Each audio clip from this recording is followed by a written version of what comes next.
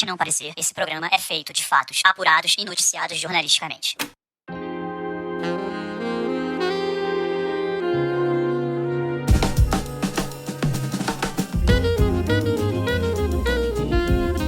Olá, ouvintes do Solo Brasil. Olá também, Vitor Camejo. Como estamos, meu amigo? Só alegria hoje? Suave na nave, meu amigo. Tranquilíssimo. Suave na nave. Como é que você tá, meu Pedrinho Duarte? Suave na nave data a sua idade, né? Suave na nave. Mas tô bem. Eu tô entrando no clima de época que a gente vai viver. Ah, tá. Tá certo, então.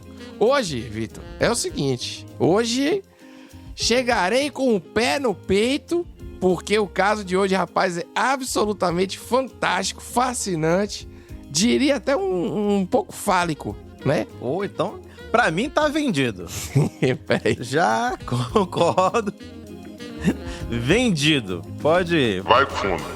Sabe quando o brasileiro adapta a comida gringa? Tipo açaí de sushi ou sushi de açaí? Sim, é tipo bolo de cake. É tudo que te dá o nosso toque brasileiro, né? Pode ser. Pega, adapta, se apropria da cultura estrangeira e melhora ela. Melhora. Segura aí essa lógica da adaptação, certo? Agora, aplique-a a uma lenda que vem desde o século XII, que nasceu nos bosques da Inglaterra, mais especificamente em Sherwood. Estou falando aqui do clássico Robin Hood, o fora da lei que roubava dos ricos para dar pros pobres. Agora você transfere o Robin Hood, certo? Tá. Para a cidade de Três Rios, no interior do Rio de Janeiro, nos anos 50. Ô, louco, tá. E a história de hoje, meu amigo, é sobre um mito dessa cidade fluminense que virou um verdadeiro épico brasileiro. Um épico que junta uma ilha de água doce, explosões de dinamite, um peito cabeludo, sunga, transplante de órgãos, óleo corporal, tiroteio, carteiras de habilitação falsas, fugas impossíveis e muita datilografia. Realmente. Rapaz, isso aí tu tá descrevendo Kubanacan 2? Ou pode ser a origem pode ser. Uga Uga, a origem, é tipo isso, gostei. Então se prepare aí, garboso ouvinte, pegue seu arco e flecha e monte no nosso cavalo, pois hoje nós vamos conhecer o Robin Hood de Três Rios. Eu sou o Vitor Camejo. E eu sou Pedro Duarte e esse é o Só no Brasil, da Wondery.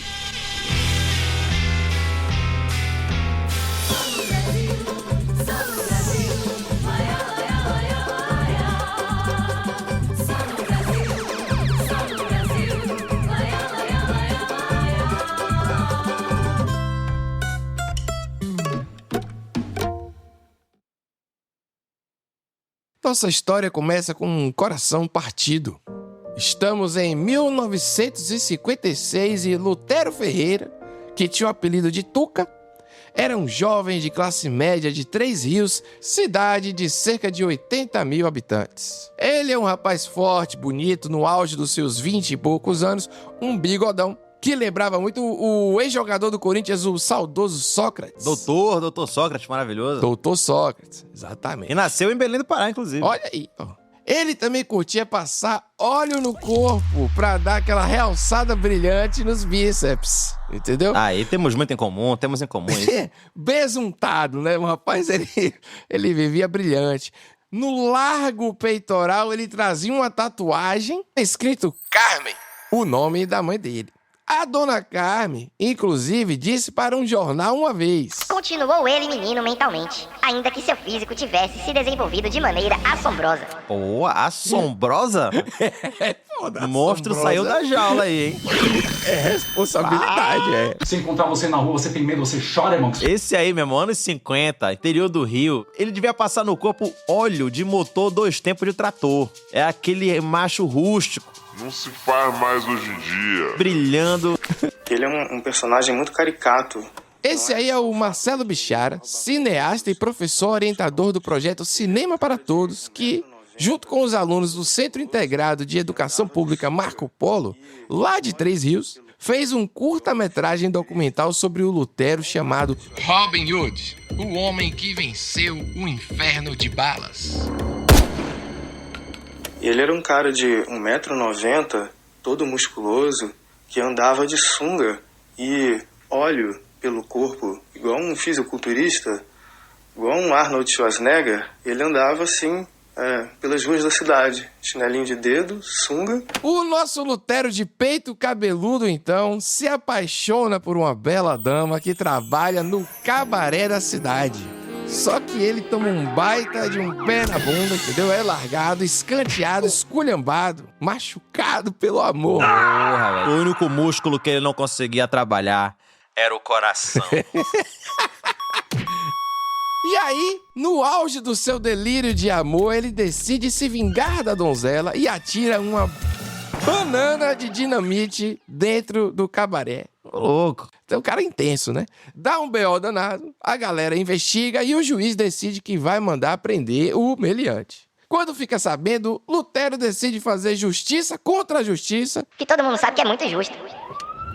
Numa bela manhã, repare só, a polícia é chamada no gabinete do juiz da cidade. Ao chegar lá, eles encontram uma bagunça enorme. Além dos sinais de invasão, tava tudo revirado, um monte de documento picotado, 3 máquinas de escrever faltando e um enigmático recado que o Roosevelt Ferreira, irmão do Lutero, explicou no documentário da escola de Três Rios. Meu irmão invadiu o fórum de Três Rios para procurar o processo. Tirou aqueles processos todos do arquivo, jogou no chão, botou fogo, foi lá em cima da mesa do juiz, ele só usava sunga de banho, ele abaixou a sunga e defecou em cima da mesa. Pô, moleque. O Lutero foi nossa primeira senhora patriota do Brasil. Pois é. Primeiro patriota do 8 de janeiro, foi ele, já na vanguarda, né? E dá pra ver que o forte dele não era a sutileza. Sim. Não era um cara lá muito discreto. Ele invadiu um edifício público pra se livrar do BO que tinha por explodir um edifício privado. Exatamente. Né? E ainda cagou na mesa do magistrado. Isso aí, meu irmão, fez no público que se faz na privada. Nossa senhora, toda semana eu fico feliz com você. O fato é que a vida do Lutero ficou mais complexa depois da invasão do fórum, né? Especialmente porque ele não achou o seu processo. E aí resolveu roubar as 3 máquinas de escrever pra não perder a viagem. Porra, moleque, esse cara devia ser muito forte, cara. Sim. Porque, cara, vocês já viram o tamanho que eram essas máquinas de escrever antigas, velho? É. Levou 3, meu irmão. No muque. Aí ele dava conta, Vitor. Ele tinha 21 anos nessa época, entendeu? Quase 2 metros de altura. Com 21 anos a gente dava conta também no nosso tempo. Lutero costumava atravessar a nado o rio Paraíba do Sul, que corta Três Rios. É um rio considerável, Vitor. Mas o Lutero é quase um super-homem, né? Ele era um baita nadador também, conhecia muito bem o rio e atravessava aquilo lá de dia e de noite, fazendo chuva, fazendo sol. Era a casa dele. Rapaz, agora imagina esse cara tentando fugir da polícia, cruzando o rio a nado e levando 3 máquinas de escrever na mão. Depois desse gesto de audácia, aí a chapa esquentou de vez pro Lutero e ele teve que meter fuga. Estava somado aí a uma dinamite no bordel, a invasão de um fórum. E aí ele falou com um jornal e mudou aquela versão que ele dizia que foi movido por vingança e tal. Que ele tinha explodido o bordel por causa da dor do chifre. Ele disse que a dinamite no cabaré tinha sido para salvar a sua amada de um cara violento. Com certeza. Todo mundo sabe que a dinamite é um método cirúrgico, né? Eficiente. Sim. Aquele ataque ali só no alvo, não causa dano nenhum. Pra salvar uma mulher em situação de violência. Pelo jeito era uma estratégia de redução de danos que ele adotou aí, entendeu? E ainda sobrou o negócio do fórum, né? Sim. Porque ainda não teve justificativa pro fórum de ter roubado as máquinas de escrever e defecado na mesa do magistrado. Sendo que defecar ali foi fácil porque ele só usava sunga. Isso tem que ficar bem claro nas pessoas aqui. Só botou de ladinho. Isso. A estátua da justiça no fórum vendada e com um pregador no nariz, assim. O ouvinte que tá aí tomando café da manhã, me perdoe. O jornal Última Hora publicou uma matéria sobre ele no final dos anos 50. E aí, Vitor, olha que trecho maravilhoso. Por favor, leia pra gente. Desde que se tornou um animal foragido, nunca mais o rapaz colocou qualquer roupa sobre a pele que não fosse um calção de banho. Que maravilhoso. O Lutero usava como esconderijo e QG uma toca escondida numa matinha que ficava numa ilha no meio do rio que ele conhecia como a palma da mão. E aí, num desses retiros espirituais, ele, perseguido pela polícia, começou a enxergar as injustiças do mundo. O capitalismo falhou. Nesse momento, ele decidiu que iria cometer pequenos furtos para ajudar a população local que passava por dificuldade. Um exemplo é o caso de uma mulher que pediu ajuda para fazer uma festa de casamento da filha. Essa é a Carmen Ferreira, filha do Lutero, falando no curta do pessoal da escola de Três Rios. A senhora tinha uma filha para casar e pediu a ele que desse uma ajuda. Ele perguntou: Mas o quê? Ela disse: Um arroz, uma carne pra nós fazer um almoço? Ele olhava o boi do outro lado do rio e a senhora chorando. Aí ela virou as costas, ele foi lá e pá no boi.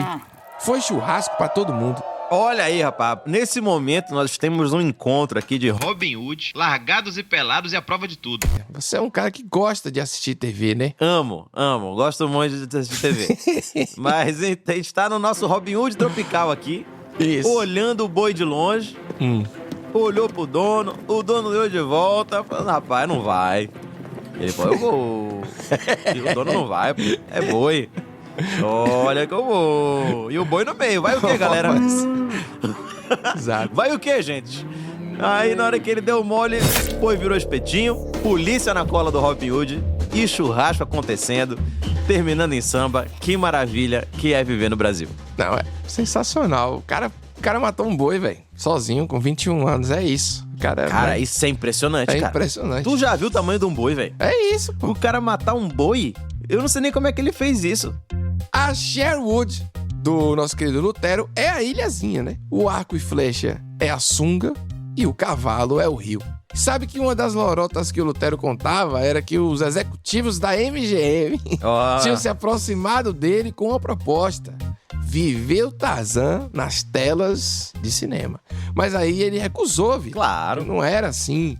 Não era o chamado, entendeu? É porque ele era o Robin Hood, pô. Mas aí o americano viu, o cara no mato, falou: não, é Tarzan, né? Colocando o brasileiro, mais uma vez, aí nesse estereótipo silvícola. Olha aí. Isso é um absurdo. Filtro sépia. Queria que ele fosse o primeiro Blanca. Né? O primeiro Blanca da mídia americana foi o nosso Lutero. Mas ele, de fato, podia ter sido um Tarzan se ele quisesse. A questão do crime aí, e pela atenção da mídia, era o ponto forte, né? Que puxava mais pro lado do Robin Hood. Não foi Tarzan, por isso. E, falando em crime, não faltou crime na vida de Lutero.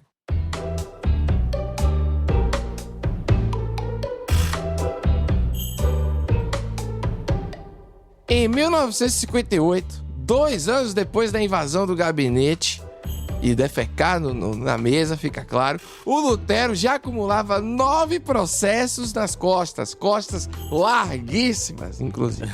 E aguentava uma carga boa. Continuava solto, né? Aí, o que ele fez para comemorar esses 2 anos driblando a polícia? Ele invadiu o fórum de novo. Toma. Só que dessa vez, ele conseguiu surrupiar 2 processos em que ele era citado. Rapaz, mas aí nessa altura já era tanto processo que já devia ter uma prateleira. É verdade. Ala Lutero Ferreira. Pô. Batizada já com o nome dele. Lutero começou a ser conhecido para todo lado como Robin Hood de Três Rios, porque ajudava a galera da cidade e falava contra injustiça, desigualdades em várias entrevistas que ele dava para os jornais da época. Olha só, o cara tá foragido, mas tá sempre ali na mídia. É impressionante isso aí. Maravilhoso. Essas invasões do fórum e outros crimes sempre saíam na imprensa. Então, assim, o Lutero devia vender jornal pra caramba, né? Na capa, assim, pá, um cara de sunga. Pô, isso aí é... E vem cá, com isso tudo aí a polícia ficava de boa? Só lia as entrevistas, dávamos gostosas gargalhadas. Como é que era isso aí? A perseguição policial não era exatamente assim, também ostensiva, entendeu? Porque uma delegacia em Três Rios na década de 50 também não era um CSI. Talvez hoje em dia nem seja, então imagina os anos 50. Dizem as lendas locais, inclusive, que uma vez uma equipe policial subiu o rio para prender o Robin Hood. E aí o barco virou. 5 policiais estavam quase se afogando quando Robin Hood, bronzeado de sunga, surgiu no meio da mata e salvou os caras da morte certa. Que grande coração, velho. Estou aplaudindo. De sunga. Mas quando Robin Hood de Três Rios invadiu o fórum pela segunda vez, no final de 1958, ele pisou no calo da pessoa errada. Em 1959, o juiz Décio Itabaiana, que seria assim o xerife de Sherwood da nossa história, condenou Lutero a 10 anos por furto, expediu um mandado e ficou no cangote da polícia para apertar o cerco. Tipo assim, agora vocês vão pegar esse cara, né?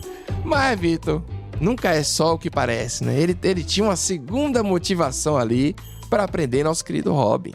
O juiz era adversário político do pai do Lutero, que era o prefeito Joaquim Ferreira. Nosso Lutero Robin Hood era Nepo Baby, velho. Já tinha Nepo Baby naquela época. Tem aqui, Vitor, um trecho de uma matéria incrível de 14 de agosto de 1958 do jornal Última Hora. Por favor, faça a leitura. Lutero Ferreira, apesar de todas suas estripolias, é um querido de toda a população de Três Rios. E consta mesmo que ele é um indivíduo de bons sentimentos, sempre disposto a auxiliar o próximo. Na cidade, é tido como o único elemento que se atira às águas quando alguém corre o perigo de morrer afogado. Retira os mortos tragados pelo Paraíba e, não raro, corre em auxílio das autoridades quando há incêndios. Tem mais. É uma obra-prima isso aí. Siga, por favor. Mas o Tuca tem seus deslizes graves que não permitem que viva em sociedade. Furta uma vez ou outra, sob a alegação que tira o dos ricos para dar aos pobres. Esse estado de coisas vem durando há longo tempo. E agora vem o X da questão. A perseguição, porém, só foi reavivada, contam, devido à proximidade do pleito eleitoral de 3 de outubro.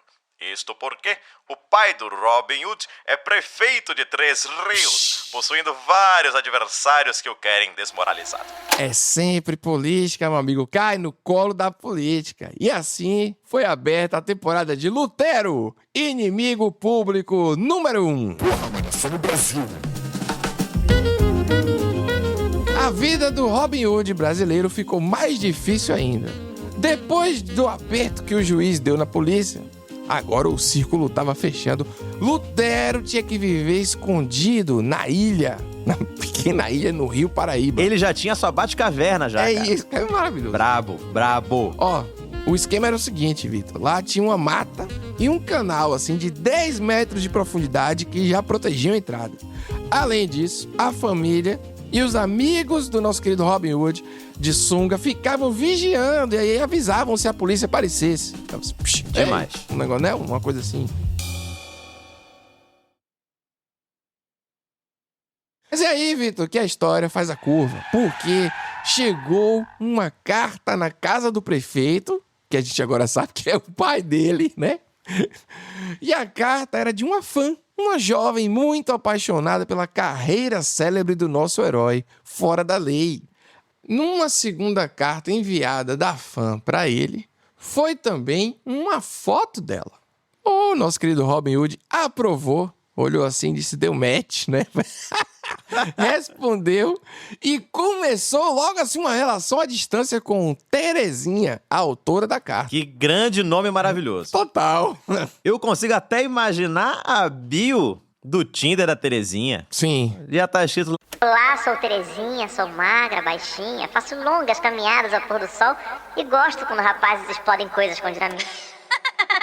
Se você não tiver costas largas, nem fale comigo. Sabia o que ela queria. Eu já sabia.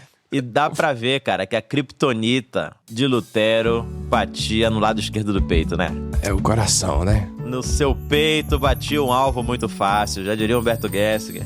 E foi aí, Vitor, pra alimentar esse músculo no peito dele, que o Robin surpreendeu geral. Em meio ao círculo fechado da perseguição policial e tal, ele aí se entregou. Nos braços da paixão? Não, Vitor, nos braços da lei. Ah, velho. Bateu não. uma onda forte, veio aquela quentura. Porra, a famosa liga torta. Lá em Belém a gente fala liga torta. Traduz aí, por favor, a liga torta. É a viagem errada, velho. Bateu uma bad trip nele. E aí, velho, veio essa onda, né? Essa onda romântica. E ele lançou aquele papo de eu sou um novo homem. Se entregou pra polícia. contrariando o velho saber, a situação. Que... Pau que nasce torto nunca se direita. Olha. Jamaica, vírgula, Beto, Washington, vírgula, compadre.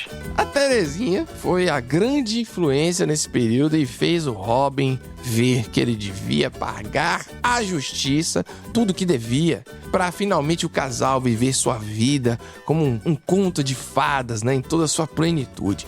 Lutero se enfiou numa roupa, Vitor. Olha esse absurdo aí. O quê? Depois de tanto tempo só de sunga e foi pro chilindró.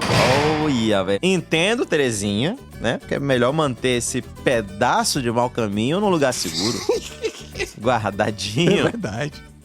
Pois durou 6 meses. O novo homem foi um capítulo curto. O novo homem, infelizmente, era um homem. É isso, exatamente. Robin Hood fugiu da penitenciária de Niterói em junho de 1959. Um inquérito foi aberto para apurar a responsabilidade. Quem foi que deixou o cara fugir e tal, mas aí você sabe como é que é, né? O famoso inquérito, nessa figura folclórica da mitologia brasileira. É tudo, abre inquérito. E a Terezinha? Nossa senhora, mas tá aqui umas referências hoje maravilhosas. Isso aqui, 92, meu amigo, fazer um sucesso. Entendi. O semestre de Chilindró deve ter feito o Rob esquecer da Terezinha, porque ela não aparece mais na história. E além disso, a gente já sabe que homem fugitivo ela não queria, né, Vitor? Então, vai ver. Mas quem perdeu o sono com essa fuga foi ele, o juiz, o doutor Décio Itabaiana, que aí passou a andar armado com 2 pistolas 45 na cintura. E Robin Lutero tinha arma? Além da dinamite, não tem absolutamente nenhum registro do Robin Hood usando arma. Aliás, é um fato que ele se orgulhava de não usar arma de fogo. Olha Entendeu? aí, a única arma, meu amigo, era a beleza de seu corpo de assombroso desenvolvimento. Apesar da mente de menino. Ou a fartura de seu bigode. É isso. Né? A lubrificância de seu óleo corporal. O famoso vira sua mente com meu corpo sensual. Mas ele manteve esse corpício aí, bem escondido no meio do mato por vários dias e fora da mira do Dr. Décio. Ajudado pelo irmão, o Robin Hood brasileiro ficou muito tempo na miúda ali, ó. O Lutero tinha 2 irmãos. Um é o Roosevelt, que ouvimos lá no começo do episódio. E o outro irmão do Robin Hood se chamava Lon Chaney. Lon Chaney, meu Deus. This is America. Olha a família de Three Rivers, River of January. Olha o que tá escrito na Wikipédia, já que o programa tá, né, multilinguístico hoje, no verbete do Lon Chaney original. Este ator especializou-se em representar personagens monstruosos, atormentados e grotescos, extremamente bem caracterizados, tendo ele próprio inventado uma técnica de maquiagem. Ficou sendo chamado pelos críticos de cinema da época de O Homem das Mil Faces. Olha aí, são ótimos predicados, qualidades que você espera que o seu filho herde no nome. Que homenagem. Pô, a família Ferreira de Três Rios está de parabéns. Three Rivers. Mas o Lon Chaney triense acaba virando o personagem da primeira tragédia da vida do nosso herói. Segundo algumas reportagens, um belo dia, o irmão do Robin estava indo ali apressado em direção ao esconderijo para avisar que a polícia estava na cola. A primeira versão da história, a versão oficial, conta que o Lon Chaney estava dirigindo meio mal e o carro foi assim atropelado pela locomotiva de um trem. Oh, descansa em paz, Lon Chaney. Né? E a segunda versão é que carros da polícia fecharam o carro do Lon Chaney, causando o acidente. Essa, obviamente, era a versão preferida do Robin, né, do Lutero. Ele ficou mal depois da morte do irmão e aí foram 3 dias de tristeza até que ele resolveu se entregar de novo pra polícia. De novo? Sim. Meu amigo, ele ficava triste e ia preso. Que depressão desgraçada é essa aí? Fiquei mal, vou me entregar na cadeia. Assim como no caso do amor, o luto também inspirou o Robin a dizer que era um novo homem. Mais uma vez, né? E vai virar crente. Ele voltou para a penitenciária de Niterói e declarou de novo que sua estrada agora era o caminho da recuperação. No início dos anos 60, o Robin estava ali tentando de verdade ser um homem bom, pela segunda vez, né? Ele tinha prometido que não ia fugir e na real, nos primeiros dias depois que ele voltou, ele realmente teve um ótimo comportamento. Ele trabalhou na horta, na faxina do prédio da administração e ganhou até o privilégio de sair da cadeia de vez em quando, por algumas horas. Pô, mas aí tu vê a moral do cara, né, velho? Eu desconhecia isso aí. Olha que maravilhoso. Que era assim, alguém deve ter chegado pro delegado e falando, mas doutor, você vai deixar ele sair se ele fugir? O delegado deve ter virado e falar, meu amigo, Quando ele quiser fugir, ele vai fugir. É isso mesmo. Ele está aqui porque ele quer. A lábia do Lutero era maravilhosa. Sensacional. Parabéns, Brasil! Nessa época, Robin jogou nos torneios de futebol dos presos. E aí, como ele era uma montanha, ele atuava como goleiro. A vida dele é documentada no jornal, é maravilhoso. Ele disse assim pro jornal Última Hora: "O pessoal acha uma covardia eu ficar no gol. Meus braços compridos e minha disposição física anulam as tentativas dos adversários em fazer gol." Eu acho maravilhoso que não é dificulta, é anula. Nas palavras tem força, Vitor. Entendeu, Ricardo? É impossível. Exatamente. E além do futebol, Lutero também se matriculou em vários cursos dentro da cadeia. Cadeia era um lugar maravilhoso para ele. Ele, inclusive, sonhou com uma vaga no curso de Direito, só que foi vetado pelo diretor da Faculdade do Estado. Olha isso aí, o preconceito de classe mais uma vez atingindo aí, né? Porque se o Lutero conseguiu aprender algo útil na prisão, né? Podia ter sido usado na ressocialização como um brilhante advogado. Podia. Um advogado ali de sunga, né? Advogado, esculpido, talhado em sua forma física, que acabaria com esse colonialismo imbecil aí, tem que usar terno no calor, né? A galera do Pará já foi pra Benevides de terno, velho. Eu trabalhava lá no direito, no Imbelense, era horroroso. Uma coisa era certa, né? O cara é inteligente, Vitor. Isso aí não dá pra gente negar, né? Até porque pelo tamanho de burro é que eu não ia chamar ele, velho, com certeza. Não. Vamos aqui manter, né? Essa etapa da vida dele é marcada por uma mudança na carreira. E também por novas fugas, claro, né? Em 4 de março de 1964, adivinha aí, Vitor?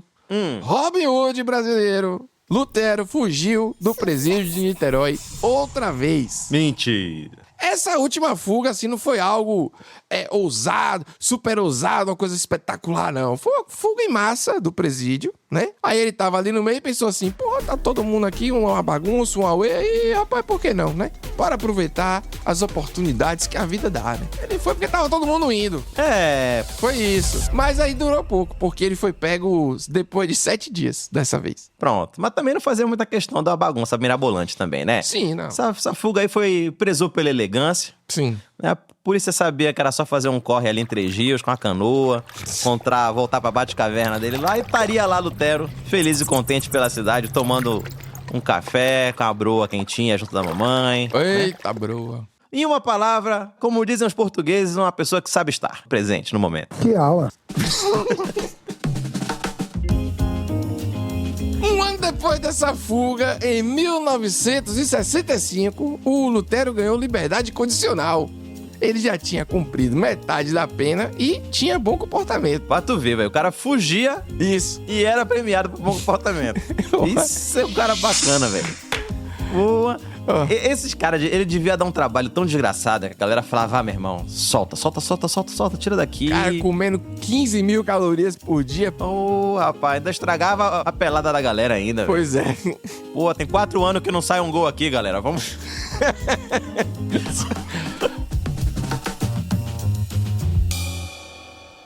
Mas foi uma solução imperfeita, assim, porque alguns meses depois o Lutero voltou pra cadeia por quebra de condicional. Parece que ele fez, Vitor, imagina assim, alguma merda lá em Três Rios. Surpresa! Pá! Chocante, chocou a sociedade mais uma vez.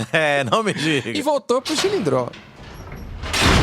E veja que brasileiro modelo, Vitor. Ele voltou em um sábado de carnaval. Carnaval que é a data mais criminosa, mais criminal do ano. A gente adora porque rende pauta aqui no Só no Brasil. E aí, quando ele fugiu, foi a fuga mais arriscada do Lutero, porque no meio do caminho tinha aí o comissário Gilson Mendes. Depois de uma perseguição intensa, o policial disparou no Robin Hood quando ele estava prestes a dar aquele tibum gostoso no Rio Paraíba que ele conhecia bem e assumir a sua forma aquática de lambari. Seria esse, então, o fim do nosso destemido Robin Hood brasileiro? Lutero tomou 3 tiros na coxa esquerda, mas ficou bom logo. Provavelmente ele tinha um fator de cura.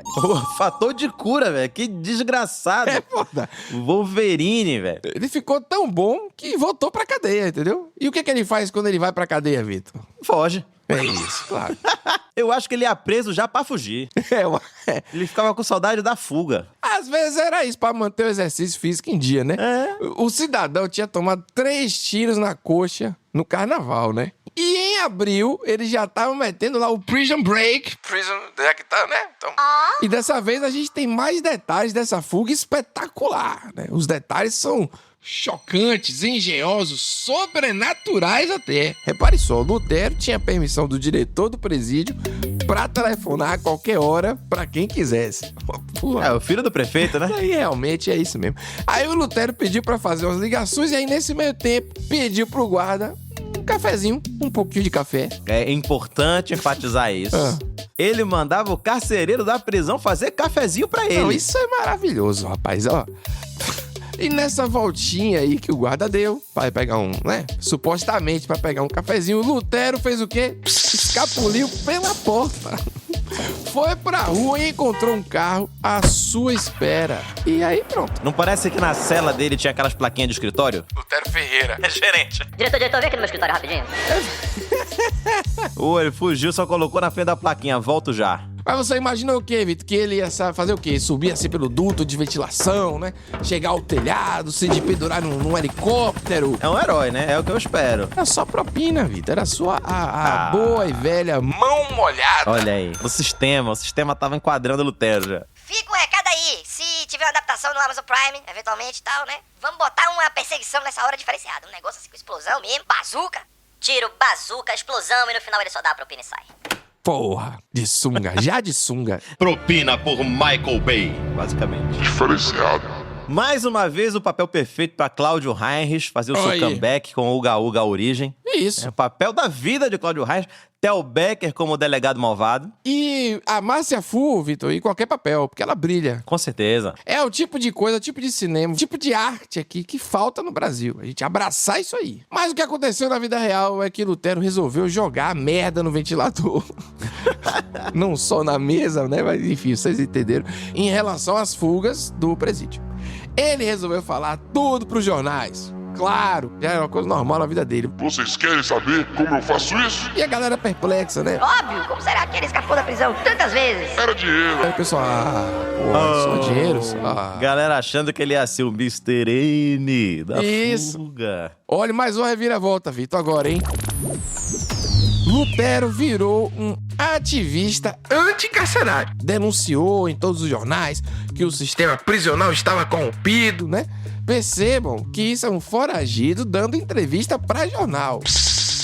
Em 1969, ditadura ali comendo solta. E o Robin tava como? Já tirando foto, influencer, dando depoimento no castelo de Caras de Três Rios, fazendo ping-pong com a blogueirinha de Três Rios. Robin falou que todas as vezes que ele fugiu foi sem violência, que os próprios detentos compravam os carcereiros, né? Não era dinheiro de corrupção. Olha que viagem isso aí, né? Outra coisa que ele disse foi que a sua fuga mais recente tinha sido o resultado de uma grana que ele arrecadou entre os presos para ser o porta-voz da galera fora da cadeia. Olha lá, velho. Lutero não economizou detalhes, já foi logo falando que os presos comercializavam maconha e outras drogas, e que os carcereiros lucravam com esse tráfico, que o presídio era o câncer da sociedade. Eu tô indignado! Ou seja, meteu o louco e ele esqueceu, pelo jeito, que ele mesmo batia o ponto por lá toda hora, né? Então, bacana. Realmente era o nosso lambari, né? Porque o peixe morre pela boca mesmo, né? Olha como ele terminava ali, arrematava a entrevista. Ele dizia que a gente precisava de uma revolução que limpasse aquilo tudo. Acabar com tudo isso que tá aí. Olha aí, camarada Lutero. Exato. Aí, do nada, ele virou a casaca em 1969. Olá, conciliou. Conciliou, né? Rapaz, é uma coisa que eu não esperava mesmo, não. Porque ele começou a falar bem do juiz Décio Itabaiana. Aquele arqui-inimigo, entendeu? Começou a dizer que ele era o único capaz de solucionar os problemas do presídio no Rio. Décio. Sistema enquadrou, hein? Tentou fazer amigo, né? A velha lábia do Lutero intenso demais. Intenso. Lutero extra forte. Vai tomar um remédio, vai deitar e vai dormir. Amanhã é outro dia. A gente não sabe se essa amizade deu match aí, porque, né, enfim. Mas sabemos que essa temporada fora da prisão rendeu outra namorada. A Sônia, professora de Juiz de Fora. Olá. Sônia ficou grávida do Lutero nesse período. E nasceu a primeira filha dos dois. Robin ficou gamadão de novo, Vitor. Aí você já sabe, né? Começou a dar entrevista naquele tom, bom garoto, vou me entregar, e não sei o quê, mas ele só falou. E é engraçado que toda vez que ele começava um relacionamento, ele dava um jeito de preso, né? Toda vez que o coração apertava. É incrível, cara. Ele, chegava pra mulher e falava: Meu amor, eu te amo, mas eu preciso do meu espaço. E ele ia preso toda vez. Radical, né? E em 27 de fevereiro de 1970, enquanto Lutero saía da toca para fazer compras, choveu tiro. Um canavial de 3/8. Robin ficou desesperado e tentou correr pro habitat natural dele, que é o rio, né? Tá. Mas antes de pular na água, ele foi atravessado por vários disparos.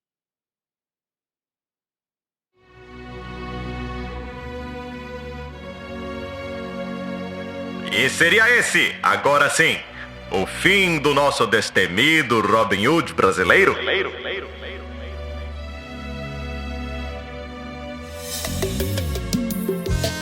Vida de Robin Hood é igual rapadura, é doce, mas não é mole não.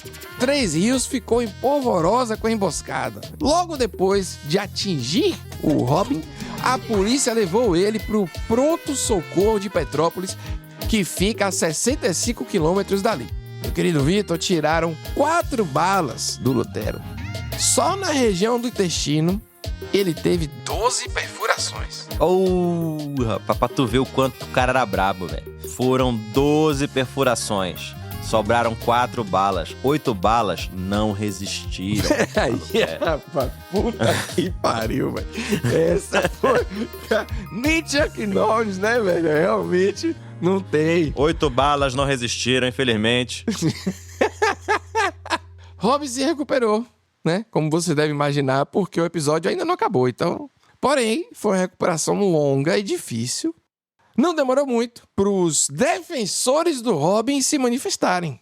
O Brasil não é brincadeira não, pô. Cara, demais, hein? Ele foi agora a primeira doutora Deolane. Deolane, eu tô com você! Exatamente, perfeito, Vitor. Você, mais uma vez, ligado, né? No contexto social do Brasil. Impressionante.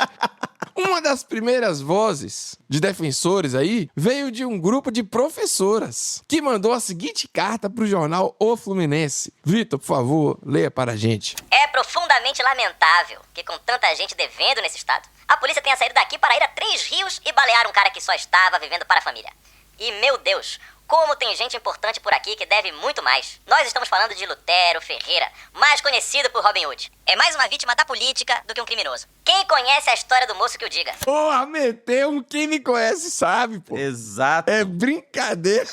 Pra tu ver, Lutero pioneiro. Porra, quem me conhece sabe, em terceira pessoa, Vitor, realmente é diferenciado demais. Quem o conhece sabe. O Brasil me anima demais.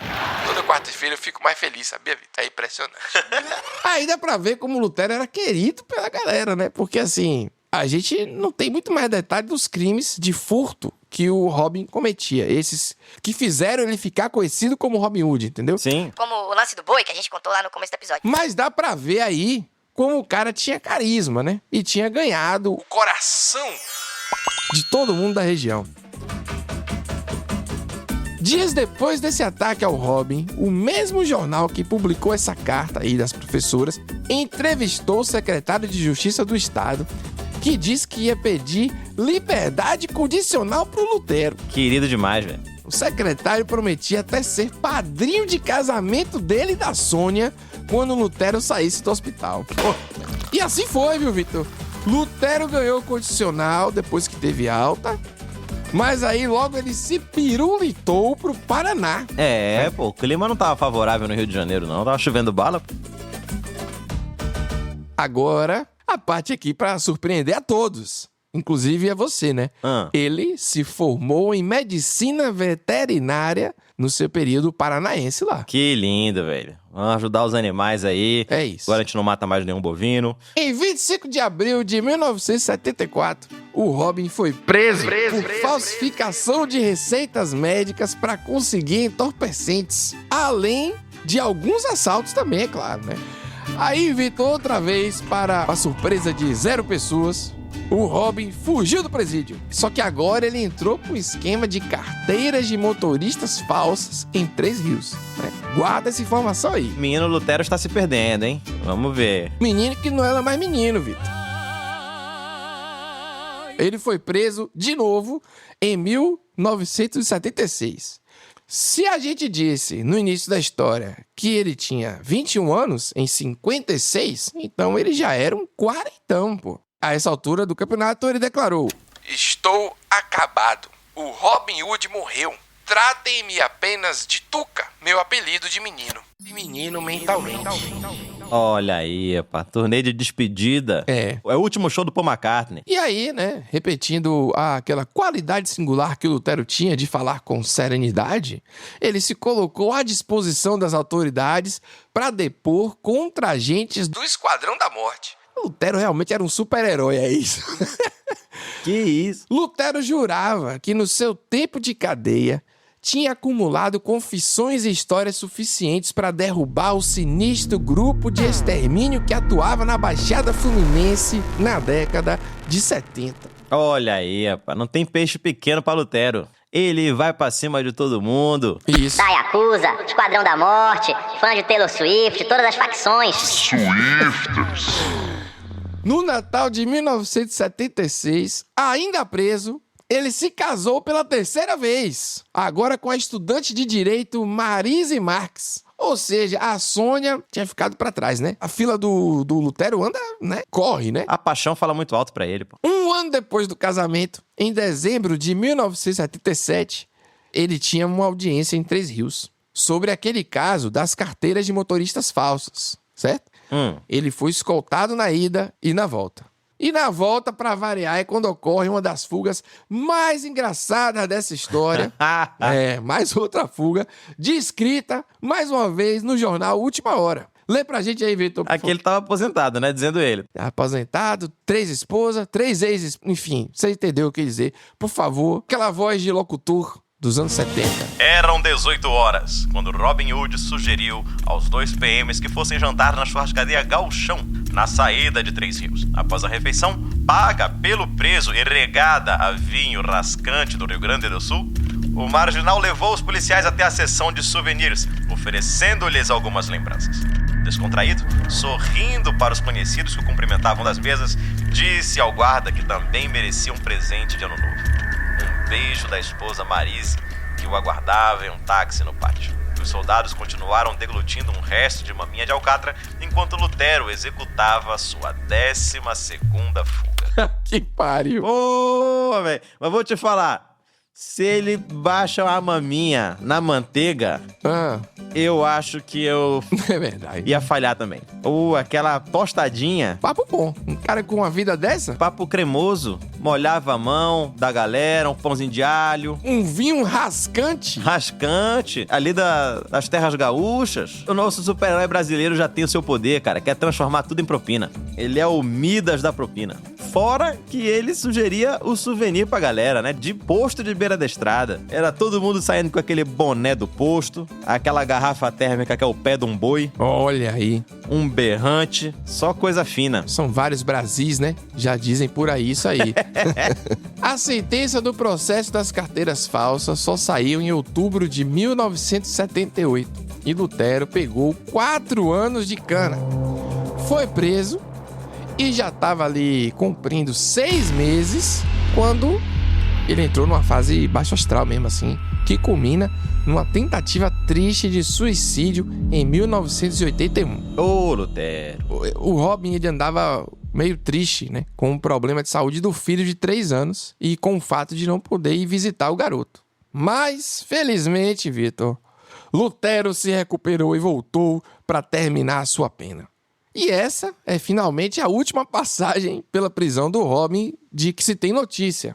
Agora começa um novo capítulo na vida dele, e se você acha que tudo isso foi surreal, eu juro pra você, eu prometo que você ainda não viu nada. Oh, caramba. Prepare-se, beba um gole d'água, respire, porque o altruísmo de Robin Hood vai ser testado agora em altíssimo nível.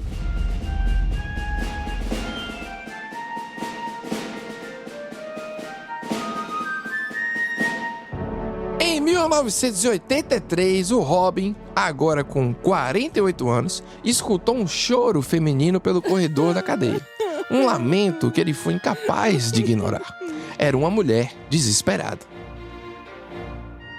O filho dela, um taxista chamado Hélio, estava doente nível hardcore, assim, pesado, com uma doença renal e precisava de um transplante de rim. Sem ideia assim de como ajudar o filho, ela percorria presídios pedindo aos detentos que fizessem um exame de compatibilidade para doador, né? Pô, cara, você não tava brincando quando tu falou que o verdadeiro teste de altruísmo do Robin ia vir agora, né? Isso aqui tá a novela Manuel Carlos. Mudou o escritor da vida dele, agora estamos em Manuel Carlos, anos 80. Vou resumir pra você em uma palavra, Vitor. Vai vendo. Vai vendo.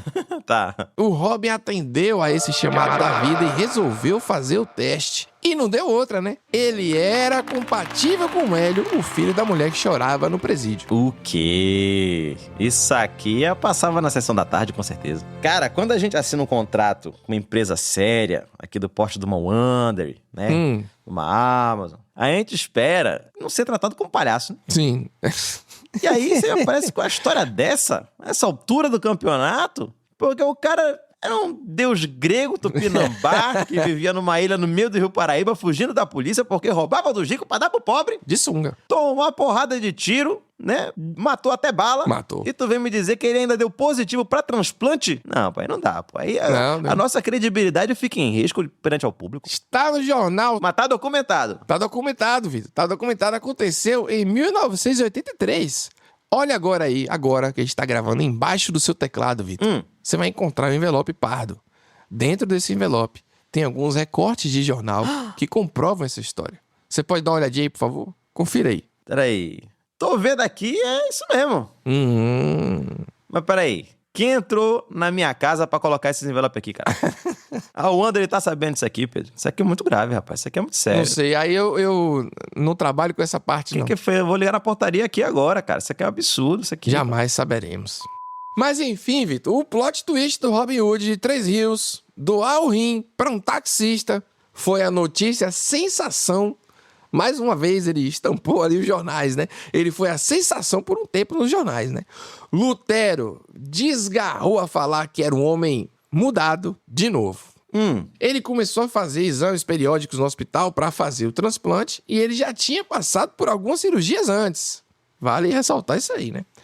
O lance é que nesse intervalo aí de tempo de preparação, o Lutero conheceu a Nilza e casou-se com ela em 3 de novembro de 1983, no Instituto Penitenciário Vicente Piragibe, em Bangu. A cerimônia teve mais de 100 convidados. Olha lá, rapaz, isso é bom demais. É bom de fazer casamento no presídio que o convite sai mais barato, né? Sai mais barato, né? O transporte, tudo, né? Qualquer coisa agrada as pessoas. Tem isso também. Os padrinhos eram ninguém menos do que o diretor do presídio e a presidente da Associação de Ajuda ao Egresso, Gedi Brizola, que também era a prima do então governador do Rio de Janeiro, Leonel Brizola. Um absurdo, Rede Globo! Rede Globo de televisão! Um detalhe peculiar desse casal é que a Nilza era funcionária do Detran e o Robin estava cumprindo pena por distribuir carteiras de motorista falsas.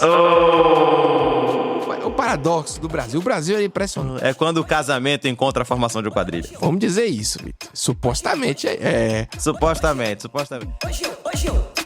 Algumas semanas depois do casamento, ele foi solto, né? Aí voltou pra Três Rios, claro, e foi recebido com estardalhaço, Vitor. A galera espalhou umas faixas pela cidade. Ele voltou!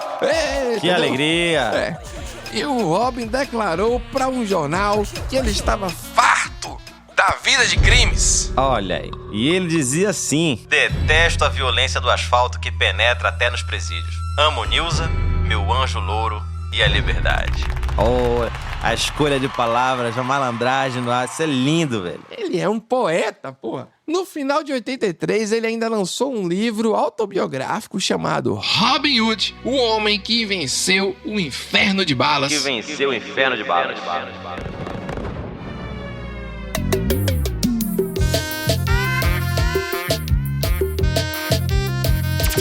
As coisas foram se acalmando na vida do Lutero e ele foi aparecendo menos na imprensa.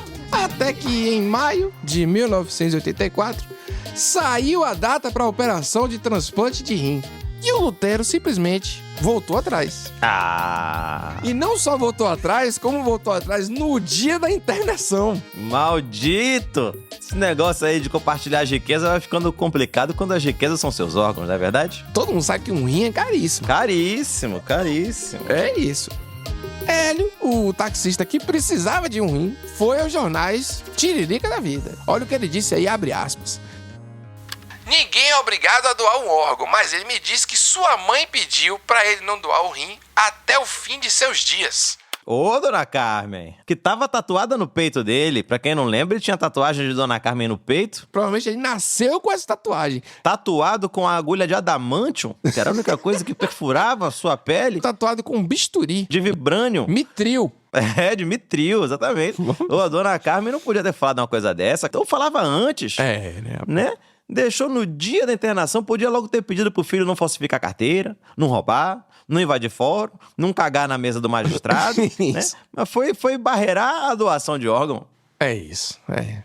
E essa aí, Vitor, lamentavelmente, é a última aparição do Robin na mídia. Mas não em nossos corações. Jamais será esquecido, inclusive agora. A gente procurou bastante pra saber se ele tá vivo, ou encontrar a data da morte dele, enfim, mais detalhes, né? Mas não tem lugar nenhum, bicho. Na real, ele pode estar vivo, a gente não sabe. E se ele tá, ele ficou na miúda, ficou famoso na cocó, na surdina, nos últimos 40 anos, né? Até a autobiografia do nosso querido Robin Hood, O Inferno de Balas, é impossível encontrar em sebos online. Mas Vitor, eu tô até suado aqui, viu? Eu acho que o certo, depois que acaba esse episódio, é estar suado. Com certeza. Não é? Tinha que estar pior, a gente tinha que estar desidratado. Isso aqui foi suor, foi lágrimas, né? Foi uma epopeia de Gilgamesh, foi a Ilíada de Homero. Um episódio salgado de soro fisiológico do próprio corpo. É muito talento pra vucu-vucu e melodrama, né? O Brasil, ele não deixa a gente na mão. Não. Mas pode deixar que a gente vai estar atento a mais histórias como essas, enterradas na colossal montanha de informações inúteis e cultura pop das últimas décadas. Tudo para trazer para vocês historinhas hiper destiladas em brasilidade. Cara, só no Brasil mesmo. Maravilhoso. E antes da gente ir embora, não esquece você de avaliar o nosso podcast, marcar seguir, marcar 5 estrelas. Isso. Dizer pra todo mundo, espalhar pra galera, jogar no grupo, puxar conversa na mesa do bar com os temas e indicar pra todo mundo. Dar 5 estrelas e escrever lá. Eu gosto muito do Só no Brasil. Isso é o melhor true crime que existe. Fala com a galera, porque a gente precisa de você, viu? Isso. Até a próxima, pessoal. Eu sou o Vitor Camejo e foi um prazer ter a audiência e os corações de vocês hoje. E eu sou o Pedro Duarte e te espero na próxima quarta com mais histórias maravilhosas que só acontecem no Brasil, né?